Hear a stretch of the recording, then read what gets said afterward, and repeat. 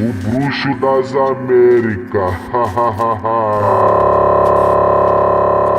Mas esse é o Léo da 17, sucesso com a mulherada.